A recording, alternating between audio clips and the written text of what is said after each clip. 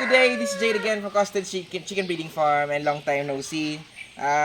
Bored ako ngayon, so pinaglaban natin yung mga girom natin, no? Kasi ang dami kong girom. Binilang ko kanina parang 8, no? Parang 8 yung mga broodcock ko na girom na hindi ginagamit, no? So, andito lang nakatambay. Ano pwede mong gawin kundi paaway, no? At times. Anyway, parang bawal i-upload. So, ngayon, naisip ko lang, nakapicture kasi ako, no? Paano lumaki ang inyong mga manok. So, maraming technique, no? Para lumaki ang ating mga manok. Minsan, proper selection lamang, no? Nung mga sisiw. Example, 3.2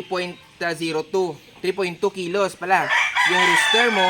So, sa kanyang mga anak, piliin mo lang yung pinakamalaki din para mag-improve yung size through the years. So, yun yung mga pangmatagalang or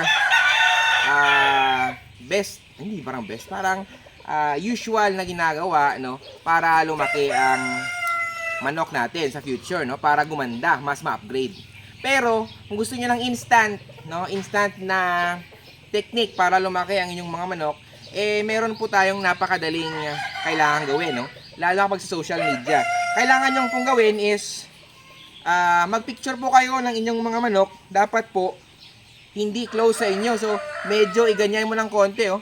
Ayan. Tapos, pag picture mo ng ganyan, no, ang laki ng tingnan lang yung manok, no? So, kahit ito maliit, kapag ganyan ka, maliit yan siya pag picture. Pero if ganyanin mo yan siya, napakalaki na yan sa picture later on. So, ito ang pinakamadaling way para lumaki ang ating mga manok, no? Mas maibenta mo ng mas mataas na presyo. Okay? So, yun po. Pero sa aking farm, minsan ko lang ginagawa yan, no? Mas gusto kong maliit yung aking mga manok. Ayan. See? Brothers. So, this is Jade again from Costed Chicken Breeding Farm and good day.